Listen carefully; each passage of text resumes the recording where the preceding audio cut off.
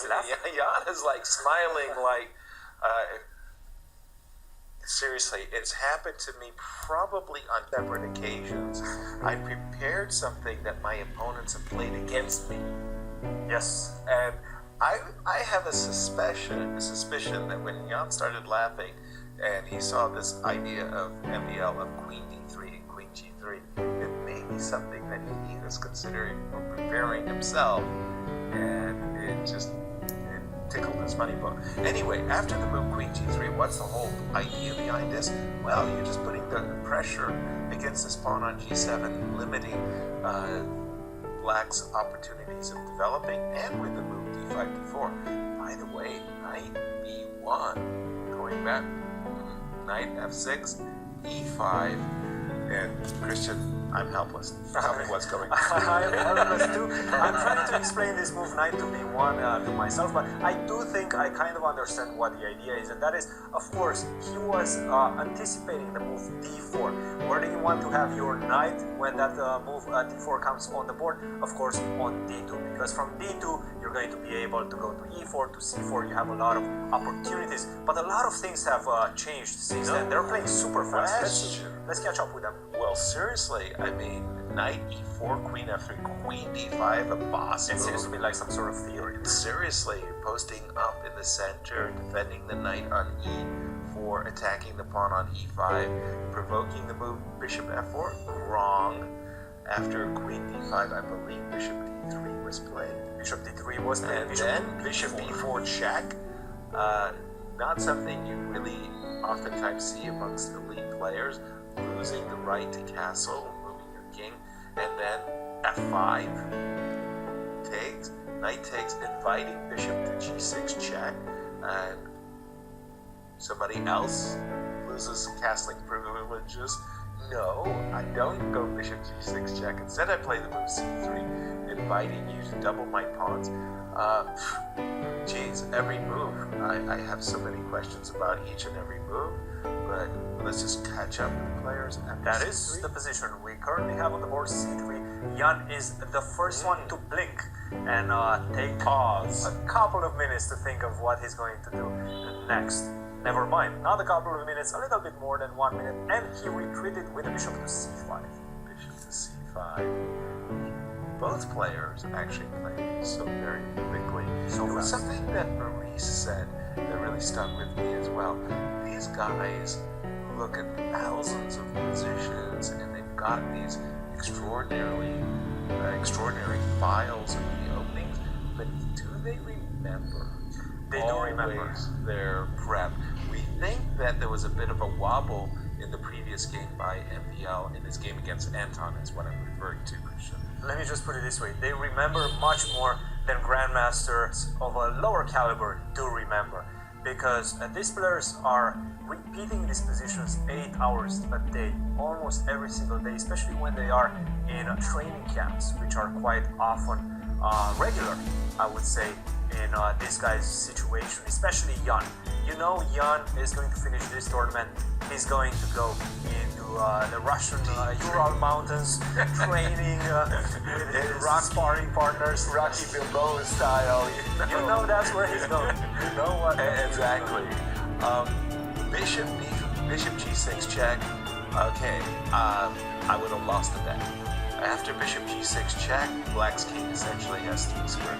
F8, no, makes no sense.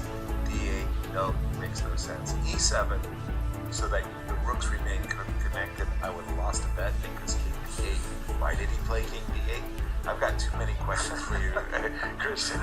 You're not leaving the set. I'm going to keep you here for hours after this round. I would use the engine, but to be honest, I'm so fascinated by this position that I just want to kind of wrap my hand around it without using the engine.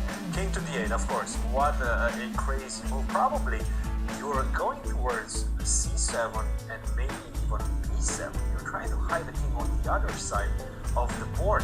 The problem with going to E7, well, I have to say, the problem with going to E7, I don't see it. The problem with going to F8, but the way you built up for it, I was like, no, I don't see it. No, I do not see it. I do not see the problem with the going to king E7. D8 on the board, crazy fascinating positions. Let's see some of the other players who are also jockeying for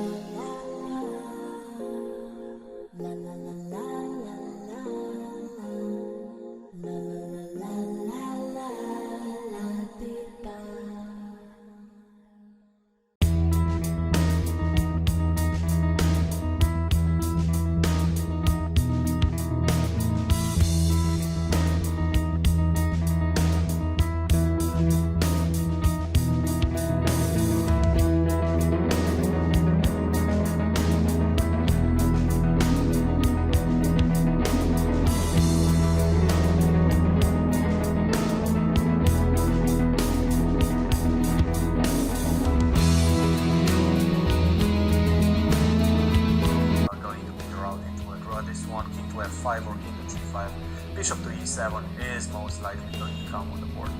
Why would it be around 2? You think black has any chances? Well, I thought he was going to play something like rook d8 and to try to, I mean, if I could, in this exact moment, play the move h4, yeah, I would say chances for black.